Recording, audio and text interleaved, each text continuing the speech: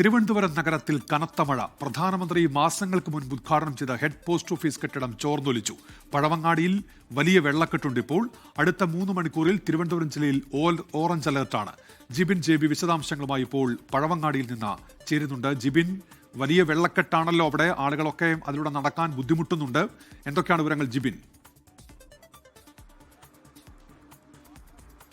ഉന്മേഷ്, ഇത് പഴവങ്ങാടി ഗണപതി ക്ഷേത്രത്തിന് മുന്നിലുള്ള കാഴ്ചയാണ്. കഴിഞ്ഞ തവണ ഓരോ തവണയും മഴക്കാല പൂർവ്വ ശുചീകരണവുമായി ബന്ധപ്പെട്ട തിരുവനന്തപുരം നഗരസഭ മേയർ വാർത്താ സമ്മേളനങ്ങൾ വിളിക്കുമ്പോഴെല്ലാം കൃത്യമായി പറഞ്ഞത് ഇനി പെയ്യാൻ പോകുന്ന ആദ്യത്തെ മഴയത്തൊന്നും തന്നെ തിരുവനന്തപുരത്ത് ഒരു വെള്ളക്കെട്ടുണ്ടാകില്ല. പ്രത്യേകിച്ച് ഈ പറഞ്ഞ ഏരിയ, ഇന്ന് ഈ വെള്ളം പൊങ്ങിയിരിക്കുന്നത് പഴവങ്ങാടി ഗണപതി ക്ഷേത്രത്തിന് മുന്നിലാണ്. ഇവിടെയാണ് മഴക്കാല പൂർവ്വ ശുചീകരണങ്ങൾ കൃത്യമായി ചെയ്തു എന്ന് മേയർ പലതവണ എടുത്തു പറയുന്നത്. ആ ഒരു സ്ഥലത്താണ് ഇപ്പോൾ ഇത്രയും അധികം ഒരു വെള്ളപ്പൊക്കം ഉണ്ടായിരിക്കുന്നത്. നേരത്തെ നമുക്കറിയാവുന്ന പോലെ തന്നെ ഇതിന്റെ സമീപത്തുകൂടിയാണ് ഈ ആമഴഞ്ചാൻ തോട് പോകുന്നത്.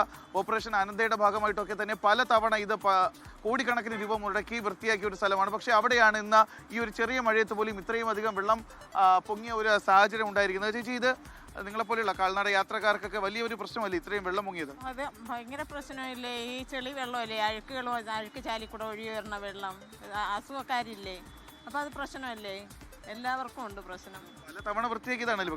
പലതവണ അത് ഓട ശരിയാവാത്തത് കൊണ്ടല്ലേ, പണി ചെയ്ത് നേരെ അല്ലാത്തത് കൊണ്ടല്ലേ ഇങ്ങനെ പോണത്. ഉന്മേഷത്തിൽ തന്നെ, കാരണം ഓരോ വർഷവും കോടിക്കണക്കിന് രൂപ മുടക്കി വൃത്തിയാക്കുന്നതാണ് ഈ പഴവങ്ങാടി. ഈ ഒരു ഭാഗം മാത്രമല്ല, തിരുവനന്തപുരം നഗരത്തിന്റെ വിവിധ ഭാഗങ്ങളും, പ്രത്യേകിച്ച് മാലിന്യവാഹിനിയെ ഇപ്പോൾ ഒഴുകിക്കൊണ്ടിരിക്കുന്ന ആമയഞ്ചാൻ തോടുമൊക്കെ. പക്ഷേ നമുക്കാണ് ഈ ദൃശ്യങ്ങളിൽ കാണുന്നത് പോലെ തന്നെ ഇവിടുത്തെ ഏറ്റവും അധികം പ്രശ്നം എന്ന് പറയുന്നത്, എത്ര ക്ലീൻ ചെയ്താലും നാട്ടുകാരും അതുപോലെ തന്നെ പ്രദേശത്തെ കടക്കാരും ഒക്കെ ഇതുപോലെ മാലിന്യങ്ങൾ, ഈ പ്ലാസ്റ്റിക് മാലിന്യങ്ങൾ ചാക്കിലാണ് കൊണ്ട് ഈ ആമയഞ്ചാൻ തോട്ടിന്റെ ഭാഗങ്ങളിൽ വീണ്ടും നിക്ഷേപിച്ചുകൊണ്ടിരിക്കുന്നത്. അതുകൊണ്ട് തന്നെയാണ് ഇത് എത്ര വൃത്തിയാക്കിയാൽ പോലും വീണ്ടും ഒരു മഴയത്ത് വീണ്ടും മാലിന്യങ്ങൾ നിറങ്ങിക്കൊണ്ട് ഈ റോഡിലേക്ക് വെള്ളം കയറുന്ന ഒരു സാഹചര്യം ഉണ്ടായത്. നമുക്ക് ദൃശ്യങ്ങൾ കാണാം. ഒരു ചേട്ടൻ അവിടെ നിന്നുകൊണ്ട് സ്വന്തമായിട്ട് അദ്ദേഹം അത് വൃത്തിയാക്കുന്ന ഒരു കാഴ്ചയാണ് അവിടെ കാണാൻ സാധിക്കുന്നത്. ഇതുപോലെ ഈ ഓരോരുത്തരായി സ്വന്തം ഒരു എഫേർട്ട് എടുത്തുകൊണ്ട് വൃത്തിയായി കഴിഞ്ഞാൽ തീരാവുന്ന ഒരു പ്രശ്നമാണുള്ളത്. പക്ഷേ നേരത്തെ കണ്ടതുപോലെ തന്നെ പലരും വീണ്ടും വെള്ളം. ചേട്ടാ, ഇതിപ്പോൾ ചേട്ടാ സ്വന്തം നിലയ്ക്ക് വൃത്തിയാക്കുകയാണ്. എന്തുകൊണ്ടാണ് അങ്ങനെ ചെയ്തത്? നമ്മളെ വെള്ളക്കെട്ടോടെ ഭഗവാന് തേങ്ങ അടിക്കാൻ ആൾക്കാർ ബുദ്ധിമുട്ടായിരിക്കും. ക്ഷേത്രത്തിൽ കയറാൻ പറ്റാത്ത അവസ്ഥയാണ്. ഇതിപ്പോൾ ആദ്യമായിട്ടാണോ ഇവിടെ ഈ വർഷം? 2-3 വർഷമായി. ഈ മാലിന്യങ്ങളൊക്കെ എവിടെ നിന്നാണ് കേട്ടോ ഇത് വരുന്നത്? ഈ വാർഡ് അറിഞ്ഞ് പറഞ്ഞത് ആമയഞ്ചാൻ തോട്ടിൽ ആളുകൾ വീണ്ടും വിടുമല്ലേ? വീണ്ടും കൊണ്ടിടും.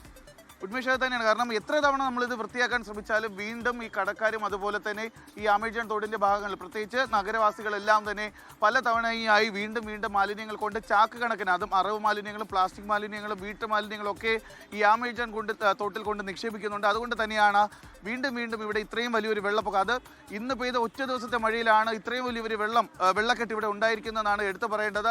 നഗരസഭാ മേയറൊക്കെ നേരത്തെ പറഞ്ഞതുപോലെ മഴക്കാലപൂർവ്വ ശുചീകരണങ്ങൾ കൃത്യമായി ചെയ്തിരുന്നു. പക്ഷേ എന്നിരുന്നാൽ പോലും ഈ ആദ്യ മഴയത്ത് തന്നെ പല സ്ഥലങ്ങളിൽ നിന്നുള്ള മാലിന്യങ്ങൾ ഇങ്ങോട്ടേക്ക് എത്തി ഓടയിലേക്ക് വെള്ളം പോകുന്ന വാൾവുകളെല്ലാം അടങ്ങിയത് കൊണ്ടാണ് ഇത്രയും അധികം വെള്ളപ്പൊക്കം ഇവിടെ ഉണ്ടാവുകയും ചെയ്തിട്ടുള്ളത്.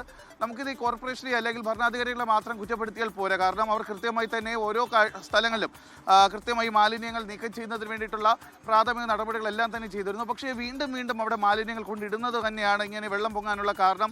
കഴിഞ്ഞ ഒരു വർഷം മാത്രം ഈ ആമയഞ്ചാൻ തോട്ടിൽ മാലിന്യങ്ങൾ നിക്ഷേപിച്ചതിന് അത് കോർപ്പറേഷൻ്റെ ജീവനക്കാർ പിടിച്ച് ഫൈൻ നൽകി അയച്ചവരുടെ എണ്ണം ഒന്ന് കണക്കെടുത്താൽ മാത്രം മനസ്സിലാകും ഇത് ആരാണ് ഇതിന് ഉത്തരവാദികൾ എന്നുള്ളത്. അതുകൊണ്ട് തന്നെയാണ് ഇത്രയും അധികം മാലിന്യങ്ങൾ ഇവിടെ അടുങ്ങിക്കൂടുകയും ആമയഞ്ചാൻ തോട്ടിലേക്ക് ഈ വെള്ളം ഒഴുകി പോകാതെ വീണ്ടും നഗരത്തിൻ്റെ പല ഭാഗങ്ങളിൽ ഇത്തരത്തിൽ വെള്ളം പൊങ്ങാനും ഇടയാക്കിയിരിക്കുകയും ചെയ്യുന്നത്.